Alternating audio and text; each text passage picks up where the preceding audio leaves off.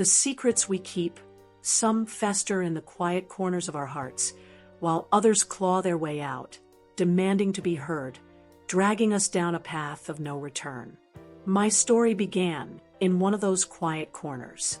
I'm Clara, 48, and from the manicured lawns of our suburban Savannah, Georgia home, my life appeared flawless. A sprawling two-story house with a wraparound porch, the scent of magnolia blossoms always in the air, and a husband, Julian, who was the epitome of Southern success, a charismatic lawyer with a booming practice. We had the money, the social standing, the seemingly perfect life. But the Spanish moss draping the live oaks outside couldn't hide the loneliness that had taken root inside me, growing thicker and more suffocating with each passing year. Welcome to the heartstrings and scars, where we unravel the untold stories of love, betrayal, and the life-changing lessons they leave behind. If you're new here, make sure to hit that subscribe button and join our growing community. We promise you stories that will make you reflect, question, and maybe even see yourself in the characters we share. Julian was always working late, the phrase a hollow echo in the vast emptiness of our home. The nights stretched on, filled with the chirping of crickets and the distant hum of the city, a constant reminder of my isolation. Until Silas arrived. Silas, Julian's uncle, a retired professor of history, had always been a comforting presence. After his wife passed, he'd become a regular fixture at our family gatherings, his gentle demeanor a stark contrast to Julian's often overbearing personality. Silas was different, though. He wasn't just kind, he was present. He listened, truly listened, with an intensity that made you feel seen, understood. He had a quiet magnetism, a way of drawing you into his orbit with his thoughtful observations and dry wit. He was the kind of man who made you question everything you thought you knew, simply by being himself. Over the years, our conversations had deepened, weaving a tapestry of shared interests and unspoken understandings. I looked forward to his visits, the intellectual sparring a welcome distraction from the growing chasm between Julian and me, but lately something had shifted. A subtle change in the air, a lingering glance, a conversation that danced a little too close to the edge. Then Silas announced his plans to move to Tybee Island, a barrier island just a short drive from Savannah. "I need the ocean air," he'd said, his eyes twinkling, "and it wouldn't hurt to be closer to my favorite niece-in-law." He winked. The words were playful, but the underlying current was undeniable. Had he felt it too, this pull, this unspoken yearning that had been building between us? I wasn't sure, not until that sultry July evening. Julian, predictably, was detained at the office. The air hung heavy with humidity, a storm brewing both outside and within me. Resentment simmered, a bitter taste in my mouth. But tonight, the familiar ache of loneliness was different. It was laced with a dangerous anticipation. I didn't call Julian. I didn't plead or demand. I simply waited. A part of me, the part that had been dormant for so long, had already made a choice. When Silas arrived, the porch light casting long shadows across his face, he carried a worn leather-bound book. His eyes, the color of the stormy Atlantic, held mine a beat longer than necessary. A shiver ran down my spine, not of fear, but of something far more complex. "Clara," he said, his voice a low rumble that seemed to vibrate through the humid air. "You seem different tonight." I raised an eyebrow, a challenge in my gaze. "Different how, Silas?" He tilted his head, a slow smile playing on his lips. "More alive, as if a storm is brewing within you." He saw it. He saw the turmoil, the awakening, the defiance that had been simmering beneath the surface.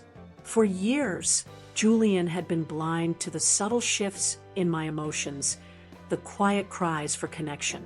But Silas saw everything. And tonight, I wouldn't hide. "Come in," I said, my voice husky. "Let's have some sweet tea." We moved to the kitchen, the familiar space suddenly charged with an unfamiliar energy. I could feel his gaze on me as I poured the tea, the silence between us thick with unspoken desires. Silas, a man of patience and observation, never rushed. He let the tension build, savoring the anticipation. "I found a place on Tybee," he said, his voice low. "A small cottage right on the beach. The sound of the waves, it's incredibly soothing." I placed the glasses on the counter, my hand lingering a moment longer than necessary. "It sounds idyllic." He nodded. "It is, and it's close enough for visits. When Julian is preoccupied with his work." The unspoken words hung in the air, a shared understanding of Julian's neglect, of the void it had created. Loneliness can be a heavy burden, Clara. I finally met his gaze, the years of suppressed longing, of quiet desperation, rising to the surface. Had Julian's actions, his constant absence, his blatant disregard, pushed me to this precipice? Or was it simply habit, the comfort of a familiar routine, that had kept me bound? Silas took a sip of his tea, his eyes never leaving mine. "I mean it, Clara. I've always valued our conversations. And in this new chapter of my life, I'd very much like you to be a part of it." His words were an invitation, a subtle challenge, a promise of something more. If this were any other night, I would have demurred, retreated into the safety of polite conversation. But not tonight. Tonight, I was playing a different game. "I'm glad you bought the house," I said. He grinned. "Didn't run it by Julian. He would have questioned it." "You didn't." I raised an eyebrow, a hint of a smile playing on my lips. He pulled a phone from his pocket. "This is my decision. I just went to see the place one more time." He held the phone toward me. I glanced down, taking the phone. Photos of the charming cottage with the ocean view filled the screen. A wide porch, perfect for watching the sunset. Large windows that would let in the sea breeze. It was breathtaking. "It's lovely, Silas," I murmured, my voice catching slightly. He moved closer, our shoulders brushing. The contact sent a jolt of electricity through me. I froze, my fingers still on his phone, the image of the cottage blurring before my eyes.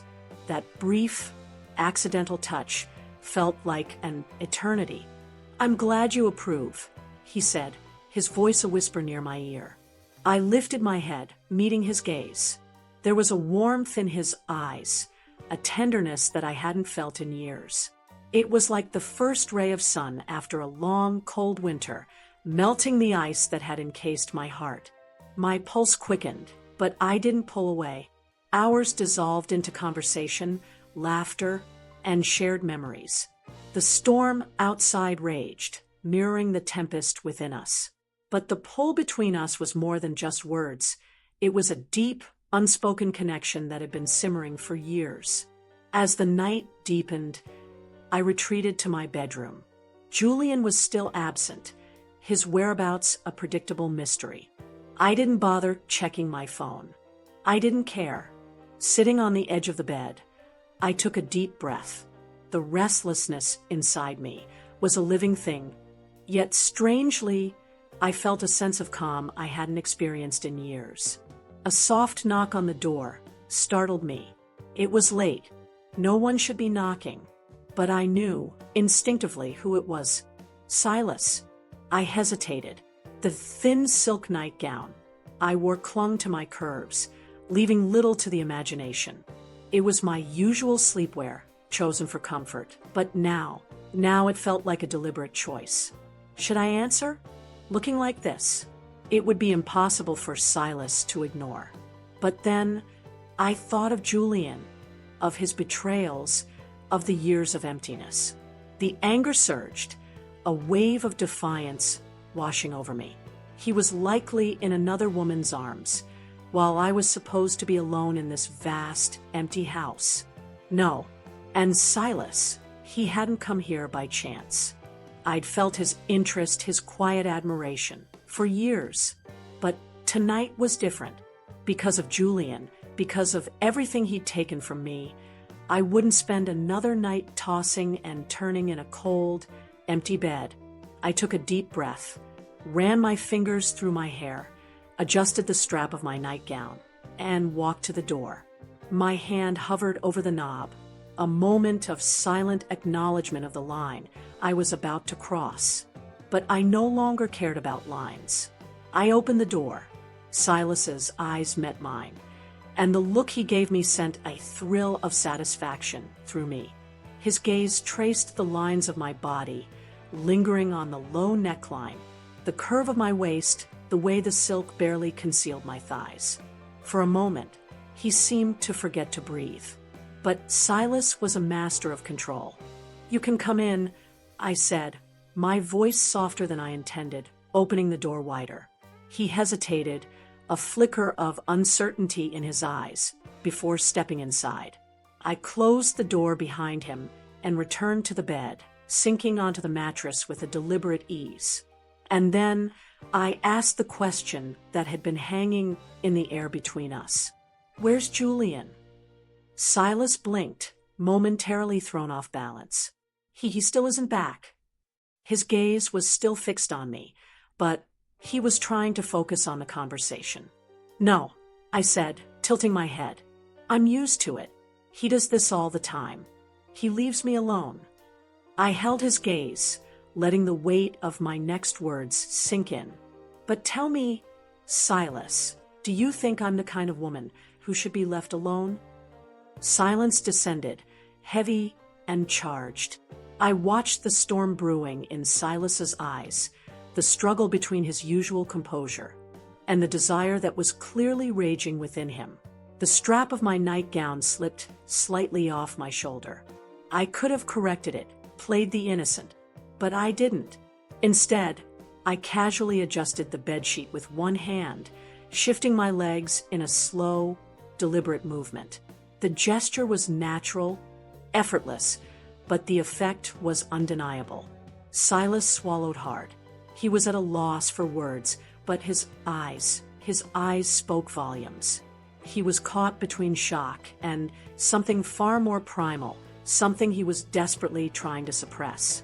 "No, Clara, you're exquisite. You know that," he said, his voice strained.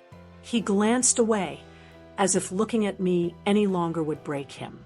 "But Julian, his absence, it concerns me. Do you know what's going on?" I met his gaze, all pretense of composure gone. I wasn't holding back anymore. Not tonight. I took a deep breath and let the truth spill out, raw and unfiltered. "He's cheating on me, Silas. I've known for a long time." The words hung in the air, a stark and brutal reality. Silas stared at me, his eyes widening, his breath momentarily suspended. "Clara, how could he asked, his voice a low murmur, disbelief etched on his face. It was the correct response, the expected response. But I wasn't normal anymore. I stood, letting the silk of my nightgown glide over my skin, and deliberately loosened the other strap. I kept my gaze locked on Silas as I whispered, "I don't care, Silas." His face froze, caught between shock and something else entirely. "Clara," he breathed, his voice unsteady. The controlled, intellectual man he always presented was crumbling before my very eyes. I took a step closer, close enough for him to feel my breath on his skin. "Isn't this what you wanted all along?" I murmured, my voice barely audible. "Isn't this why you kept visiting? Isn't this why you're moving to Tybee?" Silas swallowed again. Even a man as disciplined, as he couldn't hold back the tide of desire that was now consuming him. He hesitated, a brief internal battle playing out on his face, but then he closed the distance between us in a single swift movement, his lips crashing against mine in a kiss that held years of suppressed longing. His hands gripped my waist, pulling me against him. his touch burning through the thin fabric of my nightgown. It wasn't a gentle kiss. It was raw, desperate, inevitable. And in that moment, I knew there was no turning back. When Silas finally pulled away, he was breathless, his eyes searching mine, filled with a mixture of hesitation and a burning intensity. He was trying to hold onto some semblance of restraint, but we had already crossed the point of no return. "Clara," he whispered, his voice hoarse. "What if Julian comes home? What if he walks in?" I met his gaze, a slow, knowing smile curving my lips. Without a word, I walked to the bed and sank into it, my body relaxing against the soft pillows. I reached up, running my fingers through my hair, tilting my head as I watched him. "I locked the front door," I said, my voice smooth and unwavering. "Left the key in the lock." I held his gaze, my smile deepening. "He couldn't get in, even if he tried. Silas." My words hung in the air, but my body, my every movement was an invitation. Silas hesitated for a few more seconds, a final flicker of resistance in his eyes. But then, I saw it, the hesitation vanished, replaced by a resolute certainty. Slowly, he started walking toward the bed, his gaze never leaving mine. "How did you know I wanted you this much?" he asked, his voice barely a whisper. I shifted slightly, letting my fingers graze over the sheets, my body responding to his closeness, my eyes silently urging him closer. "Because I always felt it," I murmured. "And so did you." Silas reached the edge of the bed, placing his hands on either side of me, leaning in, slowly, deliberately. The moment I felt his breath on my skin, I knew nothing would ever be the same. And as he shed the last of his clothes, neither of us cared. As he drew nearer, his physique was revealed. Muscular, strong, a testament to a life lived fully, defying his years. It stirred something within me, a mix of admiration and a thrilling sense of the unknown.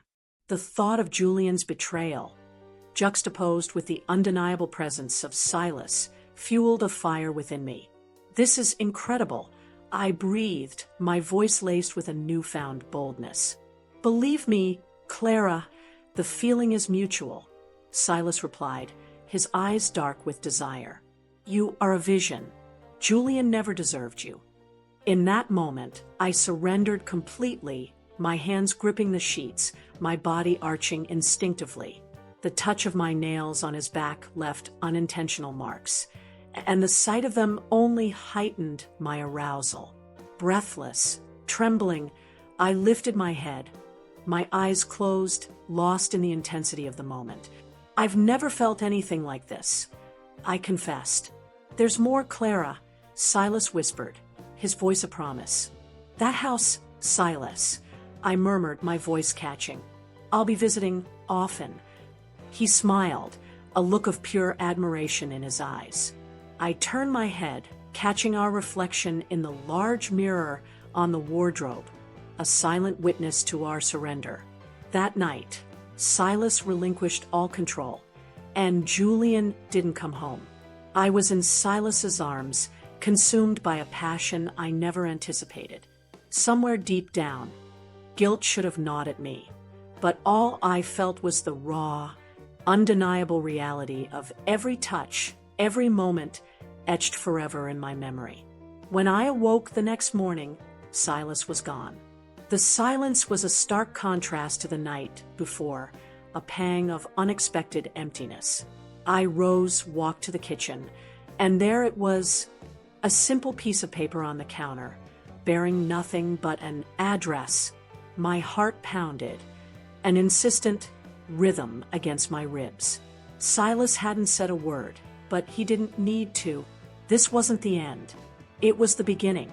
By noon, Julian finally returned, his demeanor indifferent, his eyes scanning the room with a detached curiosity. "Where's Silas?" he asked. I met his gaze, my voice cold and steady. "He left, when you didn't show." I stared at his blank expression. He didn't care. And that indifference was the ultimate betrayal. Years ago, when I first realized his detachment, it had broken something within me. But now it didn't matter. The next day, Julian was gone again. I didn't hesitate. I grabbed the piece of paper with Silas's address, slipped into the most alluring dress I owned, and walked out the door. The drive to Tybee Island felt different this time. It wasn't just a scenic route.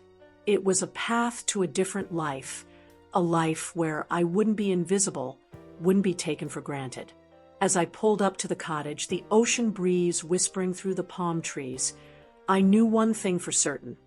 The woman who walked into that house, into Silas's arms, would not be the same woman who had endured years of quiet desperation.